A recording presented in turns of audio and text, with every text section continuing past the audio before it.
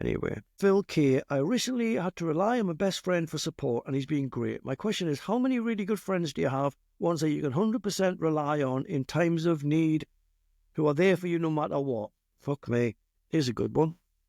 Well, I've got 3 kids, and my youngest one is going through all of these things, like, oh, so-and-so's acting like a cunt, so-and-so, supposed to be my friend. And I say to him, look, if you get through life and you have one friend, you're a lucky motherfucker. If you get through your life and you have 2 friends, 2 really good friends, you're a lottery winner. 3 friends, fuck off, you're bullshit. I've had a lot of really good friends turn around and decide that they don't want to be mates anymore, and they've never told me why. The concept of friendship is a little bit alien to me, because the friendship is just believing the other person is as nice as you think they are. The truth is, you don't even have a fucking clue who the other person is. Friends, I've got, I'd say, 5 friends that would drop everything and help me out. But, a friend that I can absolutely rely on 100%. Through experience, I've got one, and it's my dog Maggie. And I know she'd be there because there wouldn't be anything else that she'd want to do. So I think friendship and acquaintances, it's a little bit of a fuzzy edge between them two. I'm not sure about friendship. I'm still not sure about it. I think all you can do with friends is be the friend that you'd like to be. And if someone else decides that your time's up and they don't want to be your friend anymore, you got to take that fucking graciously and thank them for the time that you did have as friends. And if I fall out with someone, I'm not going to start thinking about the bad stuff that happened. All I'm going to think about is the great memories, and that and try and take that on board as I go forward, and hope that my friends that I love are actually who they say they are, and aren't going to just drop me in the shit when I need them. So I'm going to be the friend that I would like other people to be to me, and then hopefully you reciprocate that. And like I said earlier on, match energies. And as you get older, you start realising, you had that mate that was just a little bit homophobic, bit racist, but they're your mate. And it wasn't until I got really older, I'm just like, cut that motherfucker out your life, Anyone who's carrying on any of that fucking embarrassing shit, people that say things and do things, make you fucking cringe. Just get rid of them. Get rid of them. Because it's not going to work out, and they are going to fuck off, or you're going to fuck up. Do yourself a favour, expedite the process and get rid of them. You want your friends to match your energy, and if you're trying to be a really good person, and you're trying to have some, proper values, then, look for people like that. And if you can't find them, then fair enough, get a dog. But don't expect people to change. Don't expect people to think about you, because, truth is, if you knew how little people are really thinking about you, you'd stop worrying about what people think about you. Be a kind of person that your friends can mirror that energy and be great. And that's the best way, I think, to go about friendship in general. Don't fucking take it for granted. Listen, I do look forward to you picking up on stuff that we talk about here. I've got loads of experience in life. I've had a very colourful life, lots of experiences. So, stuff like mental health and music, I'm pretty much an expert on. I've got an interest in things like UFOs, spirituality, music, film, arts, blah, blah, blah. But I can talk about pretty much anything. So I look forward to you checking these podcasts out. As of now, we're doing this podcast with questions in advance of the first podcast going out. So I haven't actually seen the first podcast yet. So anyway, back to Joe, who says, do you think all your kids will follow in your footsteps? Do you encourage this? What advice would you give them? Funny. I've got no musical heritage in my family. Go through my entire family tree, and there's nothing. I haven't got a cousin, an uncle, a great fucking grandmother who was musical. Now I'm the first one. I did nothing to tell my kids what to do. I supported whatever they wanted to do, but I was never going to guide them in any way to do music other than have music playing on the stereo. Obviously, my household, I play music all the time. So all my kids have just listened to loads and loads of music. Lots of kids listen to music. It doesn't mean that they're going to be musical. All three of my kids are musical. No, that's without any fucking trappings or any encouragement from me. They just all have turned out to be musical. Not only that, they're all musical in entirely different ways. They've all got entirely different taste. It's not like they're trying to, put dad's big shoes on and pretend to be like me. They're not. They're not pretending to be like me at all. Obviously, I've encouraged and supported everything they've wanted to do, but it just so happens that everything they wanted to do was musical and fucking absolutely love it. Would I encourage them to do that? Absolutely not. Jesus, this is a terrible world to get into. It's full of cunts, If you don't do well, it's full of fucking negative cunts, bottom feeders. If you do well, it's full of fucking successful cunts who want to fucking glom on what you're doing and change it or change the narrative to feature them a little bit more. It's a constant assault course of cunts. Even crime probably has more inherent respect between the criminals and the criminal minds. Whereas in music, they don't even respect each other. You reach a certain age in music and they want to put you in a fucking field to pasture. Whereas even in movies, your kind of acumen, your presence grows with age, with experience. Get him in one of those elder statesman roles or one of them, older leading actors. There's always been great roles. In music, you get to fucking 30 and they tell you your cheekbones aren't fucking high enough and you're too fucking old and you've got grey hairs coming out. Absolute worst fucking thing that any parent can do is encourage the kids to get involved in music, because unless you're thick-skinned, it's a fucking magic carpet ride to heartache and disappointment. I wouldn't advise my worst enemy to get involved in music. It suits me because I'm a fucking rhinoceros. I really am. I do not fucking let anything get me down. Knock me over, yep, but not keep me down. Never, ever. But I'm not your average person, I've realised over the years. I just fucking bounce back. You can't fucking put me down.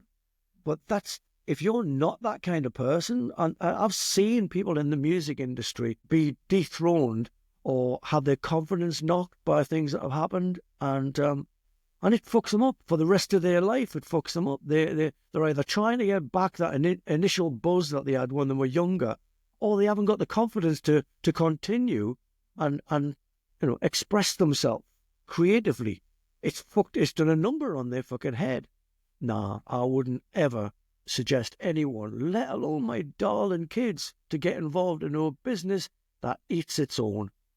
It's a den of vipers, honestly. You've got to be incredibly, not even thick-skinned. You've got to be so bull-headed that you're like a tree. You know what I mean? You can fucking bend and you can fucking break, but you never, ever, ever go down. You never fucking die. So yeah, I haven't encouraged any of my kids to be musical, and they all seem to have followed my footsteps. Must have done something very wrong in a previous lifetime to have 3 musical kids. I just hope that they're all right. That's all I really care about for my kids. For anyone cares about with their kids, and in all seriousness, in a business like this, I don't always know that they're all right. One of my kids is doing really well, and I'm sure, think that the business likes them now. They're going to like them forever because they seem nice. And they can't really turn around and go like, this is going to change. This situation is going to change. They are going to want a younger version of you, or they are going to want, all this stuff that it's not personal, but you're going to take it personal. People have got to learn their own survival skills in life, and there's only so much you can do apart from just be there when things fall apart and just go, it's okay.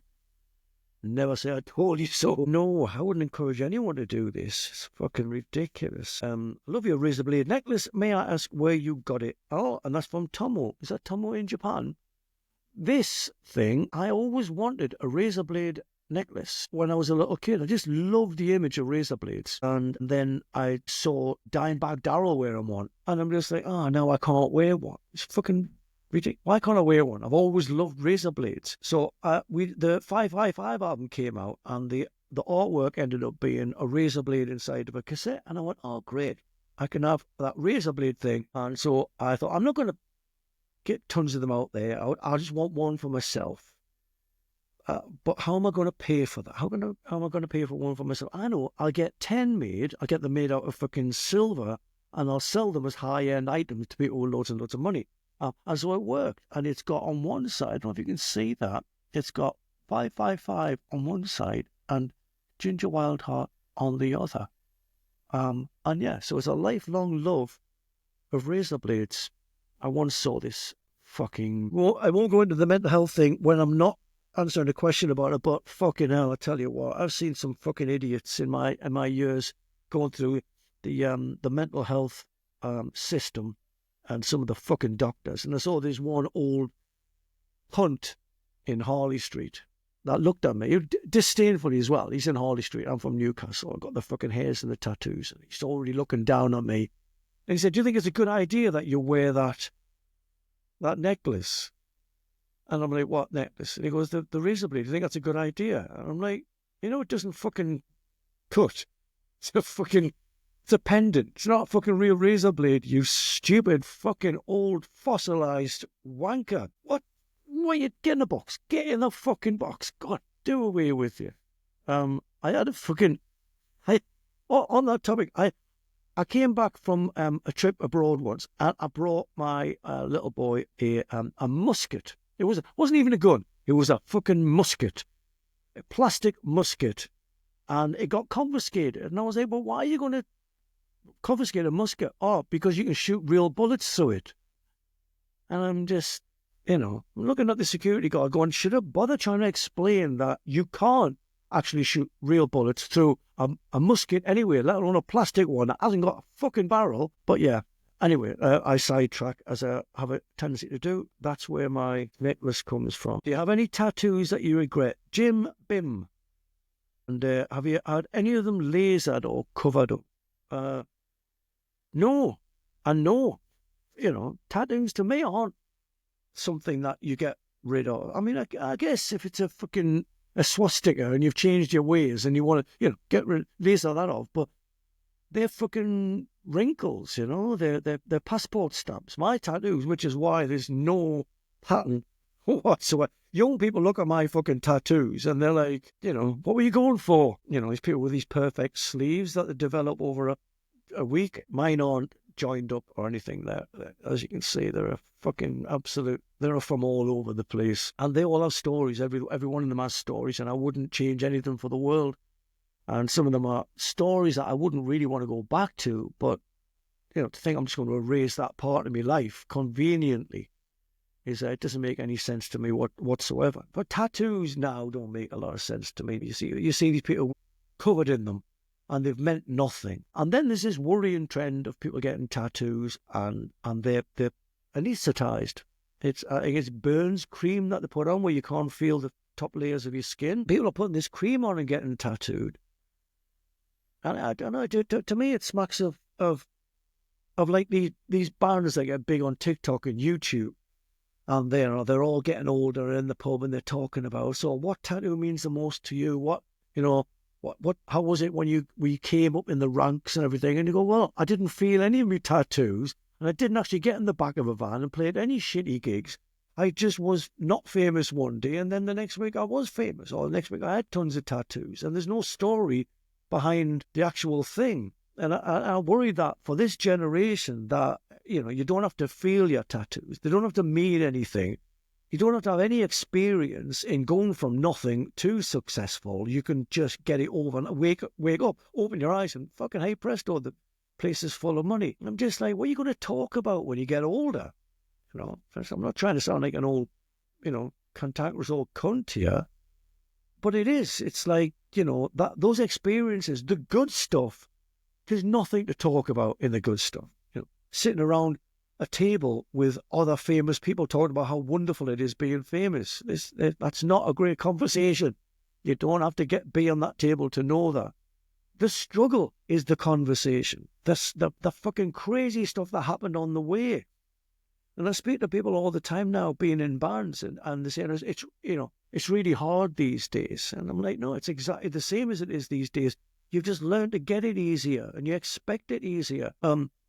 And tattoos is the same for me. If there's no story behind it and it didn't hurt like fuck getting it, then to me it's not a tattoo. It's just, you may as well just, why even have something permanent? Why not just put something there for a fucking few months and then change it?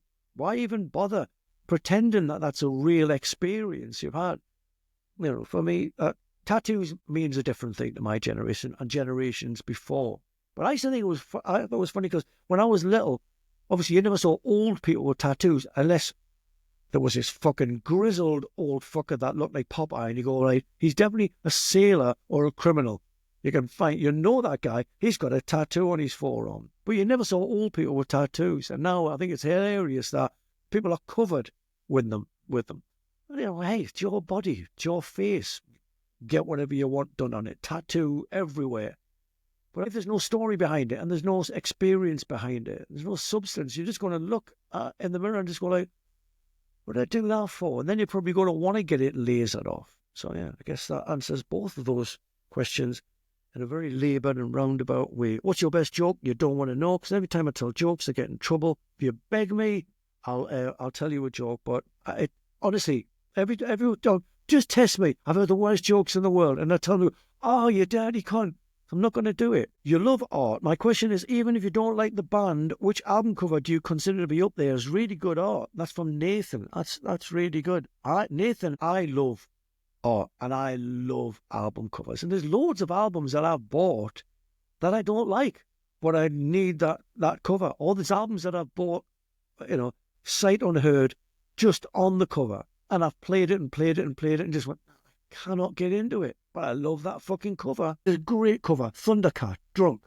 And I fucking play that album all the time.